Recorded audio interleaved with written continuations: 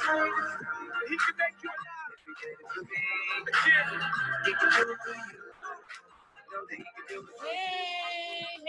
everybody. Jesus Save Me Project, Brown Kids Matter. This is Cleone in the Exile. I'm basically getting ready to start this live, this Facebook Live, Instagram Live, and I'm just here to let you know about how to spot and how to support someone with bipolar disorder. So I am going to turn my music off because I was getting in the zone. I was in the zone. I'm in the zone. All right. Hey, I'm in the zone. But the zone's got to stop for now. So anyhow, I am here to let you guys know about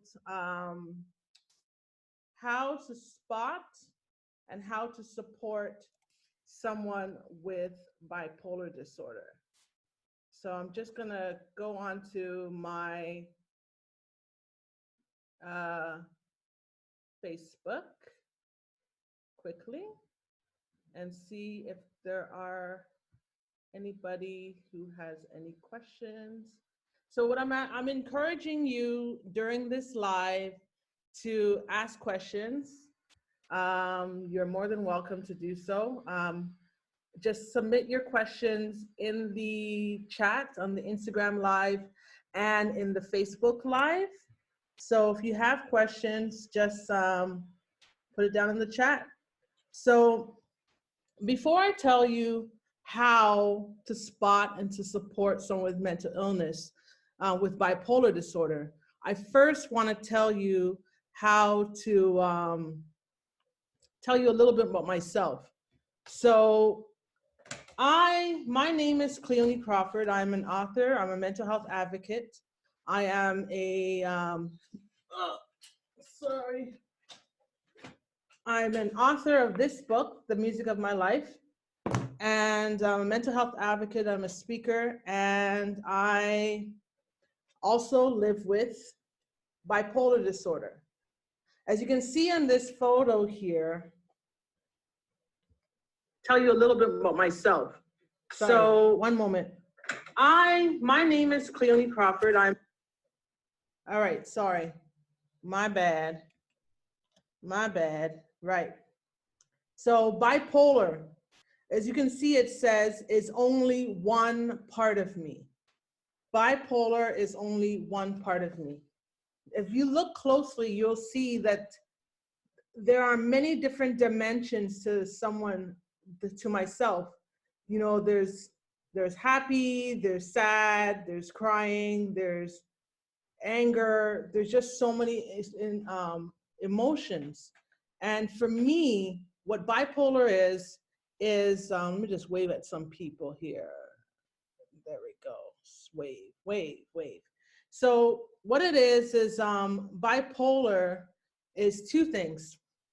It's mania, which is basically it's like a euphoria, it's like a high energy. There are a lot of different things with mania, and it's depression. Now, depression, many people know about, but mania, people are still not too sure about. So I'm going to tell you a little quick story about how I discovered that I had bipolar disorder. Basically, in 2006, I was in my last year of university at the University of Toronto, and I was taking some African history courses to, just because I was studying history and Spanish. And basically in these courses, I was really inspired to create a nonprofit. So I created this nonprofit called Black Seed.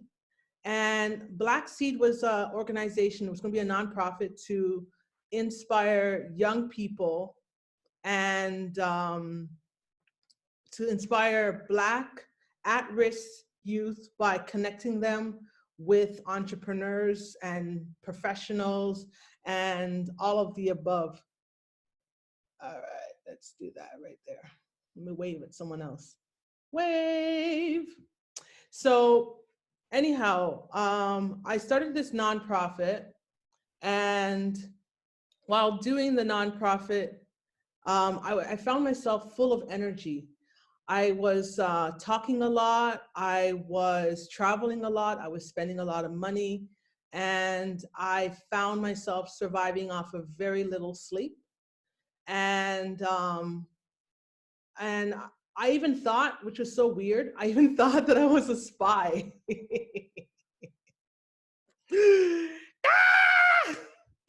I thought that I was a spy. I thought I was on a mission. I really felt like I was on this mission, and you know, it's just kind of crazy.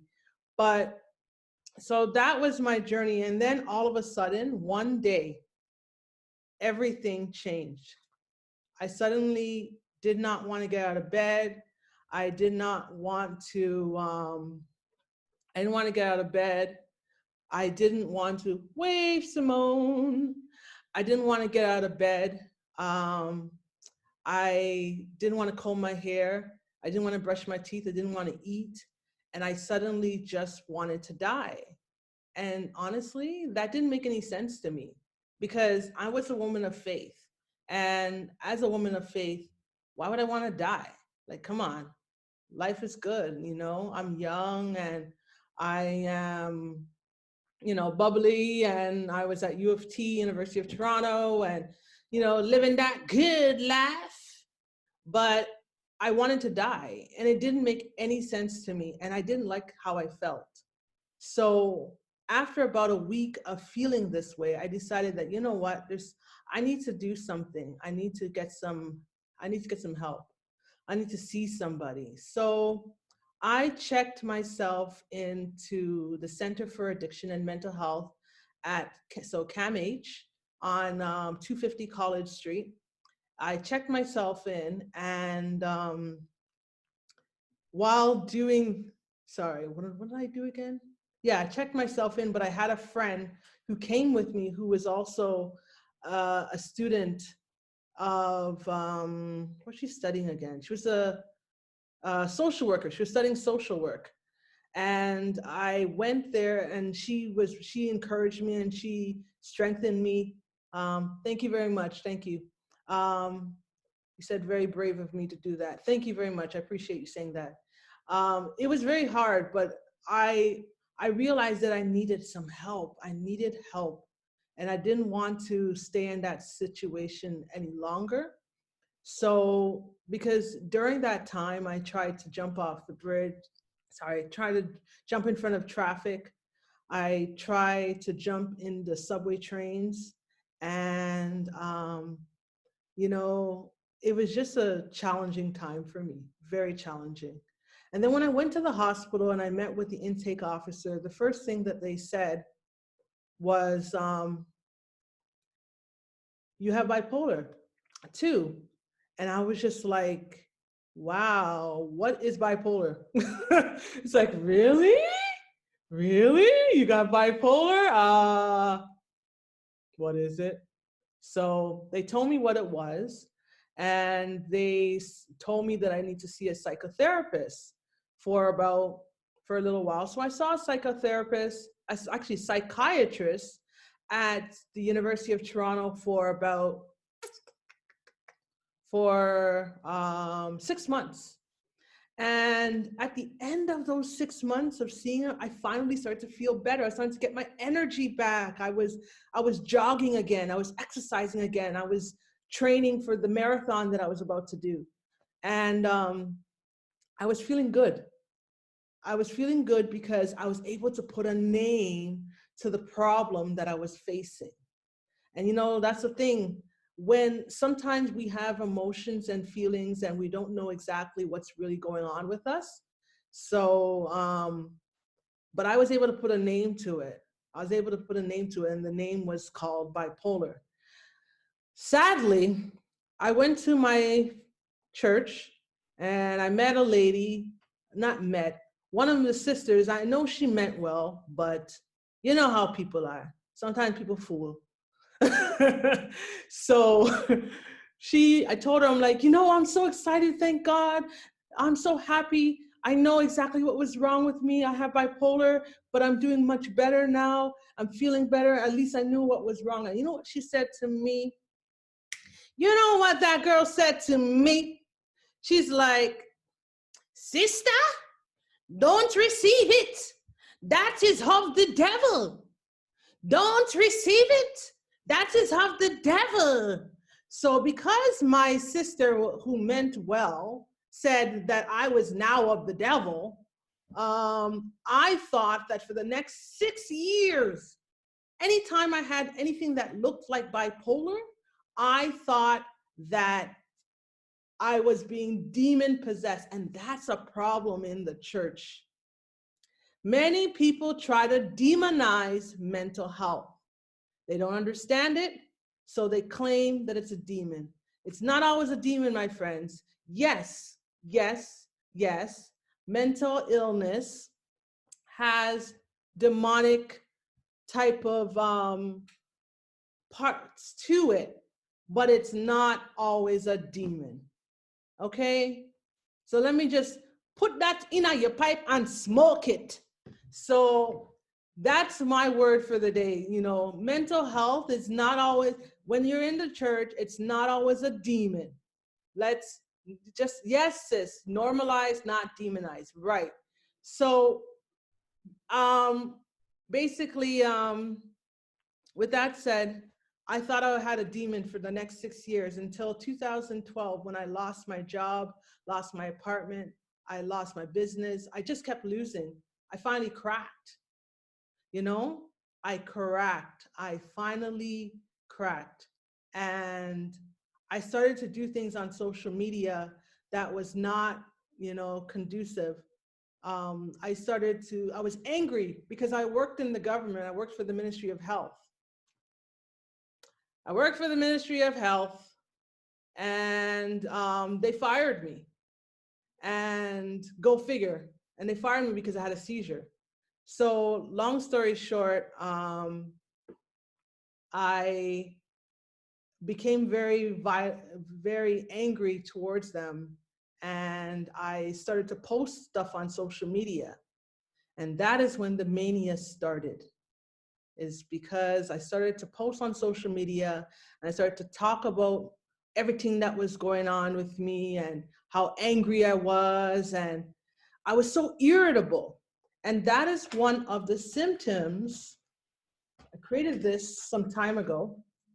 A few years ago, I created this to explain to people. If you look closely, it's a photo of me. It has a brain and it has different words that are around it. It's basically explains what a manic episode looks like. I wrote at the bottom, mental illness is one part of you, not all of you. So let me just tell you how you can spot someone who has bipolar disorder. One, poor judgment. Sometimes this is when you're manic, okay? So poor judgment, that's one thing. Another thing that you can find is that they will have an inflated self-esteem. Them things say them is the boss.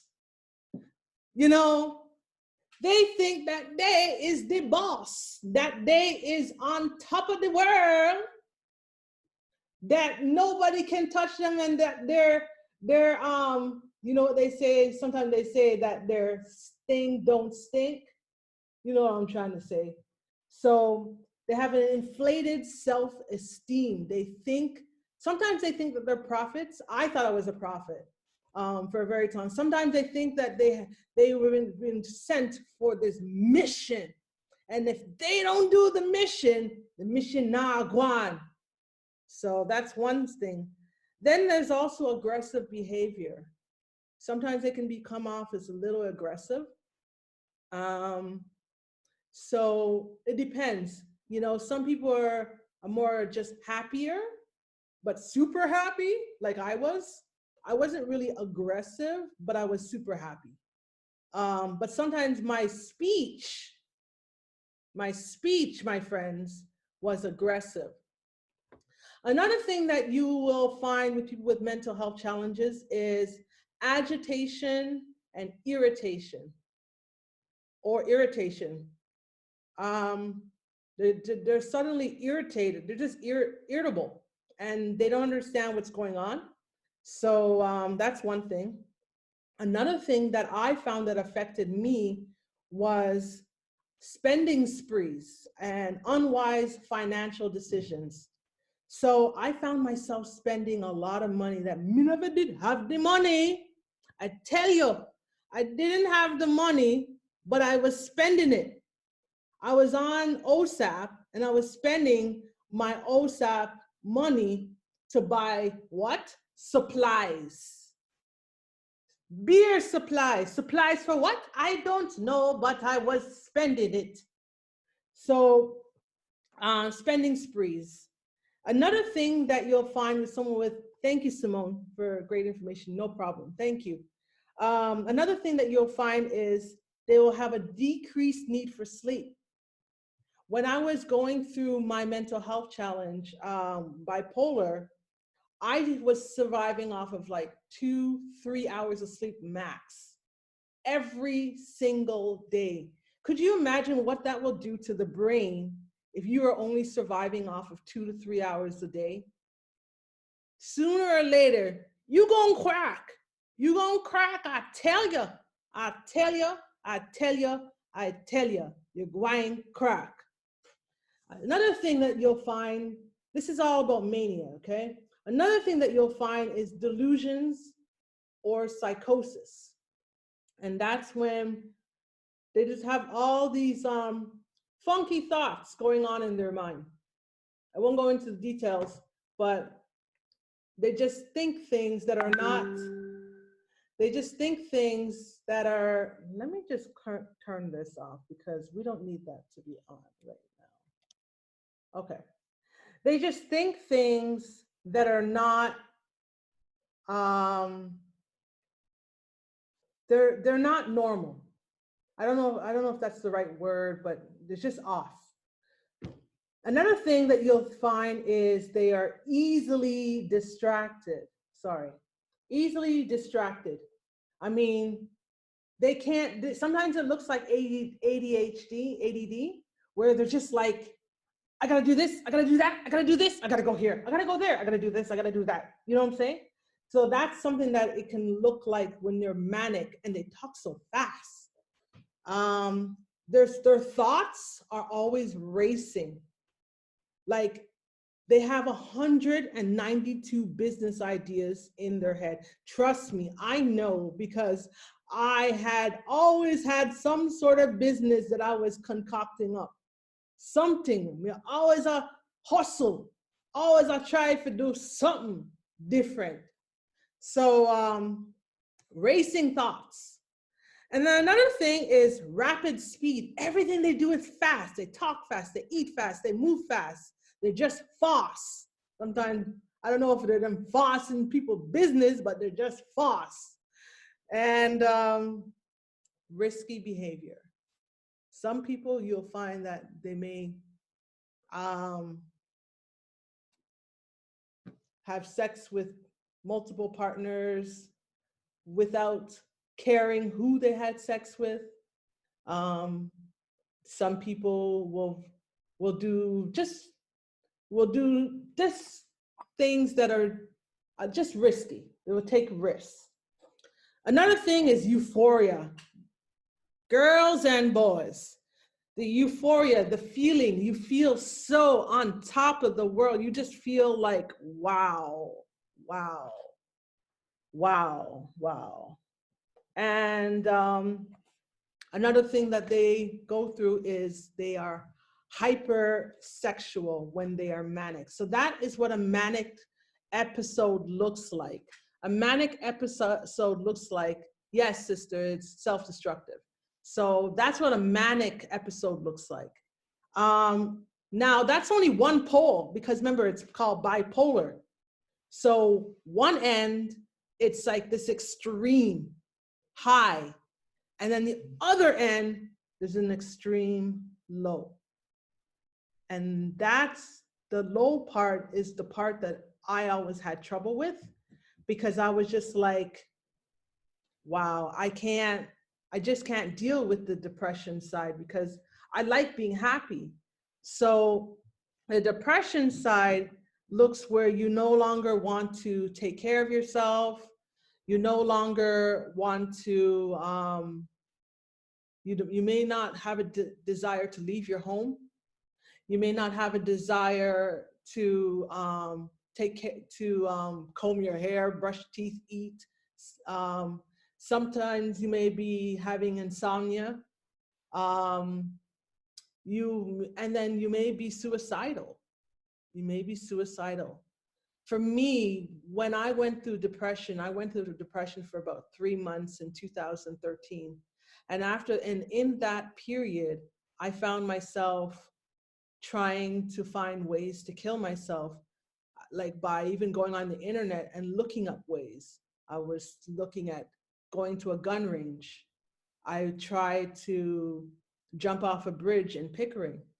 I tried um, I tried to overdose on my medication. I tried to jump in front of the cars. I tried to hang myself in my mother's home. And I know if she had found me like that, that would have been very, very hard for her, very hard. So that's what depression looks like. So what I want to say is, now let's talk about how you can support somebody with bipolar disorder. There are a few ways, and they're quite simple, actually, if you ask me. Quite simple. One way that you can support them is the family support. Is you need to show love. You need to be there for them. Family members need to just really just be there and show support. Another thing that they can do is the community organizations. There's some really good core community organizations like Taboo. There's CMHA, which is the Center for Addiction and Mental Health. There's the Durham, if you're in Durham, there's the Durham Mental Health Services. And also in Toronto, there's the Mood Disorders Association of Ontario. And if you're trying to take if you're somebody who's interested in taking a mental health first aid course, there's the Mental Health Commission, which teaches the course, I believe, a few times a year. The next thing you can do is affirmation. You know what? When someone has bipolar, they're constantly being told that they're crazy. They're constantly being told that that they don't fit in. And it's quite lonely, very lonely. And because the world tells them that they are crazy. The world tells them that they are mad, them sick, their head no good. You know what I'm saying? So because the world tells them that, oh, thanks for the hearts, guys. Thank you. So since the world tells them that, it's very lonely. And they need to know that they are more than their illness, that they're still human. And the way that they can figure that out is by you kind of just affirming them and making them feel like they're still a human person, a human being, and a person. Another thing that's very helpful to support is to encourage them to get therapy, psychotherapy, talk therapy, a counselor. Get them to talk about their issues, because it's not easy, my friends. It's not easy. It's not easy. It's not easy. Another thing you can do to support them, you would be surprised. How about you be an exercise buddy to them? Because exercise, you know, it really is great for the brain. I don't know if the word is endorphins, but whatever, it's really good for the brain. It gives you, it helps you to kind of be balanced and to get off of the depression side. So, you know, if you want to really support a friend who has bipolar, why not offer to be their exercise buddy? Because you don't know how powerful exercising. For me, I started exercising I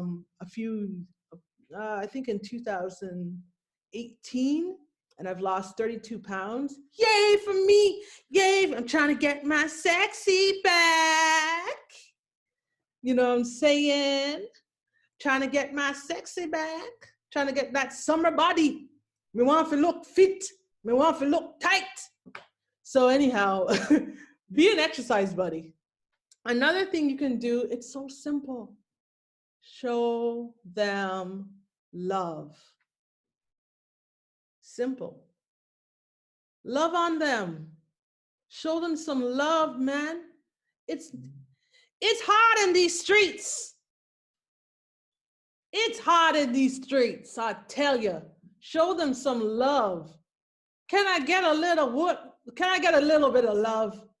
Can I get, thanks for the hearts, guys. Thanks. Can I get a little bit of love?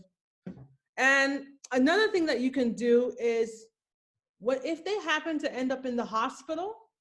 How about you visit them? Visit them, visit them. It's lonely. Being in the hospital is one of the most painful things that I had to go through. Because you know what I went? For me, when I went to the hospital, guess how much time? Not one time, not 2 times, not 10 times, not 15 times, not 20 times, but 26, my friends. 26.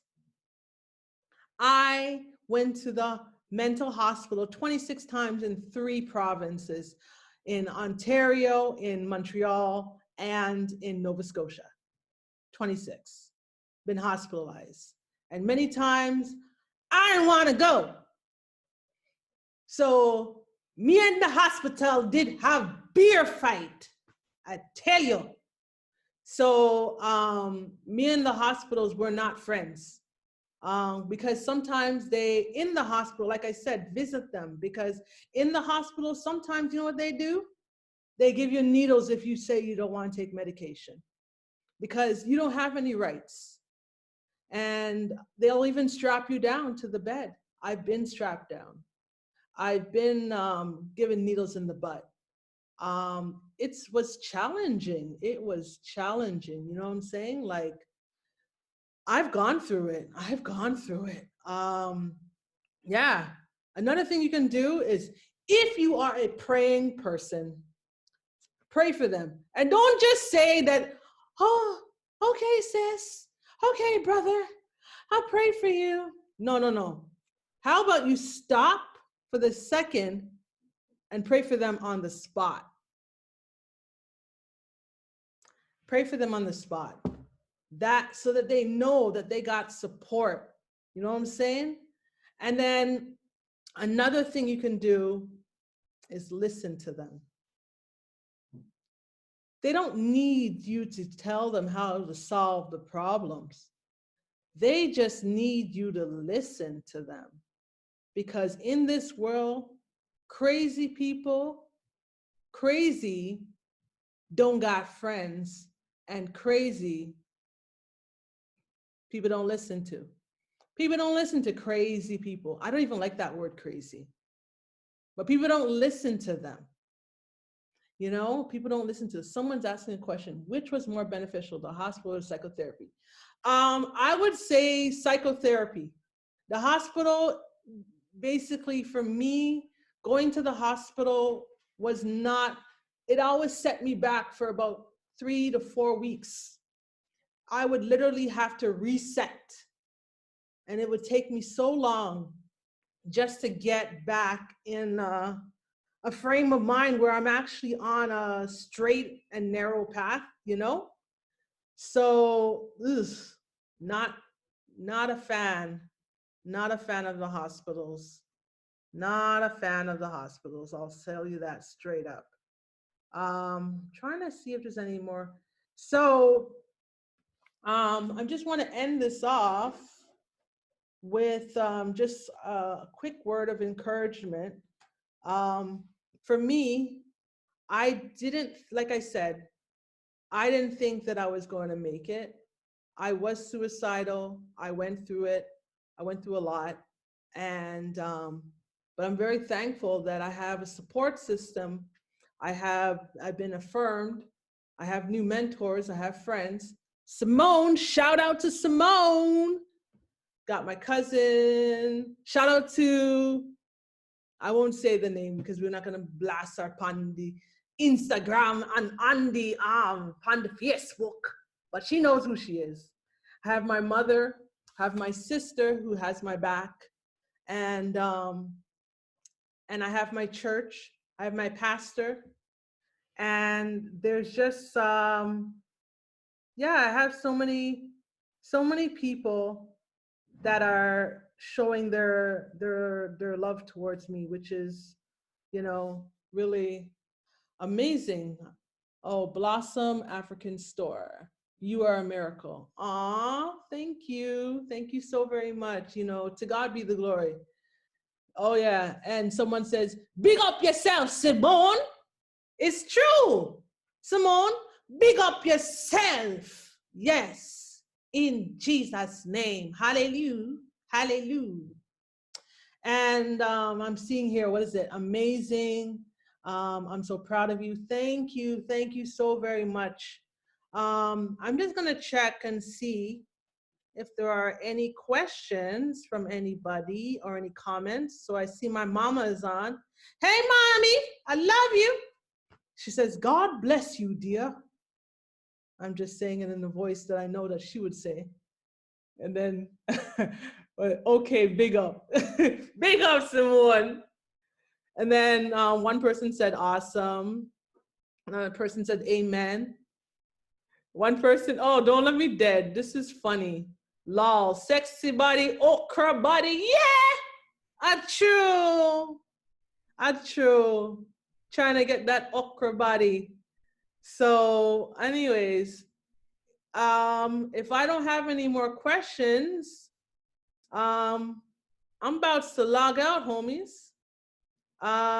So I hope I answered some things for you guys. Now I got to figure out how I'm going to log out of here. I know I can log out of Instagram, but this is kind of new to me. So I'm just going to press something. But in the meantime, I'm going to look through the chat and see if there's any questions from anybody. And says, when are you going to do another one? I don't know. We'll see. Oh, here's a question. The question is, I have my degree in psychology and I'm definitely looking into pursuing my master's. Okay, okay, that's good. Do you have a question? I'm just seeing if you have a family member. Let's, 1 second, I'm trying to see if there's a way. My degree in psychology and I'm definitely looking into pursuing my master's. Okay, let's see. How do I press stop? This is going to be weird. Is this a field you think is worth investing in? Definitely. Brown's Kids Matter, definitely. Definitely a field that's worth, there's, come on, let's think about COVID. COVID has affected so many people. Their mental health, it's affected a lot of people. And we're gonna need people like you to step in the gap and to invest in the field. Right now, even though we're doing all the social distancing and so forth, we really need, we need people that are going to be, just be in the field. We need people in the field. So definitely, sister, do it. What's the next one? When you have a family member that constantly pushes you away, do you continue to show up? Girl, be consistent, show up. Says they do have bipolar, my sister. Yeah, just keep showing up. It's not always the easiest thing to, you know, yeah, it's not always easy to try to be supportive to someone with bipolar, but just keep showing up, showing that you show them that you love them and that you're there for them if they need you. And yeah, what's the next thing here? I really want to go back to Jamaica and normalize mental health. Girl, do it. Do that for sure. I really think you should definitely, if Jamaica is where your heart is at, I really think you should be there, because unfortunately, I went to Jamaica in some time ago, and when I went there, I actually went to a mental asylum, and the way they treat people, it ain't good. It's not good. The way they treat people, it's, yeah, it's because they don't know what to do. They don't know how to. I saw people walking barefoot in the dust. You know what I mean? I saw people begging for candy. It was just, yeah. I mean, I love Jamaica, but you know, when it comes to mental health, there's a lot of room for growth. The asylums are not the coolest place to go to. Um, yeah, so any other questions? Any other questions? Any other questions? What that is so B. I don't know. I don't know what that means. But if that's it for everybody, I am going to sign off. And oh, I want to let you guys know before I sign off, like I do have a book. It's called The Music of My Life. It talks about my journey. And I have a talk show that basically I have a podcast that will be starting where I'll be interviewing people and sharing their journeys. It's called Resilient Minds 365. Basically, I'm letting y'all know that we got some people with mental health challenges that are entrepreneurs, that are professionals, that are students, and that they are bossing it up, and that they are showing that they can live a life of you know, just a positive life, that they can bounce back. Me want people to know that them can bounce back. Just because you have a mental illness does not mean that it is a death sentence. It is not a death sentence, my youth, my friends. It is not a death sentence. Mental health. Hi, Nicola. Shout out. Yeah, Nicola is my son's one of the caregivers. So I have to shout her out because she takes care of my baby. Oh yeah, I have a son. He's 3 years old. He's right behind me. See, that's my boy. But yes, what else do we have? Thank you for sharing and giving great input. Thank you. You're welcome. I appreciate that. And yes, you're right. Your mental illness does not define you. You are so right. You're so right. Definitely. Thanks for the hearts, guys. You guys are rocking. I love you guys. You guys are awesome. This is my first Facebook, no, not a first Facebook Live, but it's my first time streaming to Facebook Live from Zoom. And it's also my first time doing this on IG Live. I do different IG Lives and whatever, but you know what? I say you go. Me I learn. Me I try a thing and it is working. Thank you, Jesus. What is this? Blossom African Store. Yes, so true. They are brilliant people. You're right. You're so right. They are.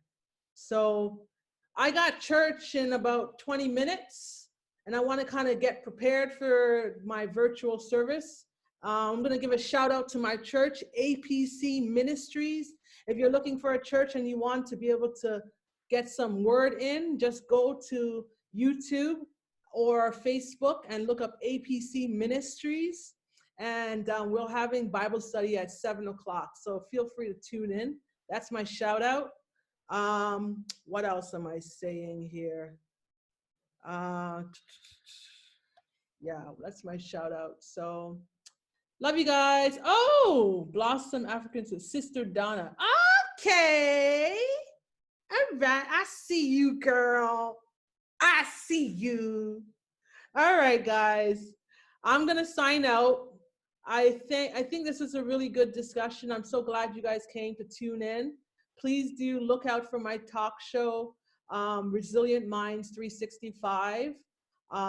If you want to know more about me, just check my website at www.cleonecrawford.com and my new company, Cleone Digital. I'm about to make some boss moves, and that's me. Remember, mental health is not a death sentence. Remember that. You can still strive, you can thrive, and you can live a life of abundance despite your mental health. And that's my word for tonight. Have a wonderful night. God bless you all. Peace and love, and talk to you soon. Bye-bye.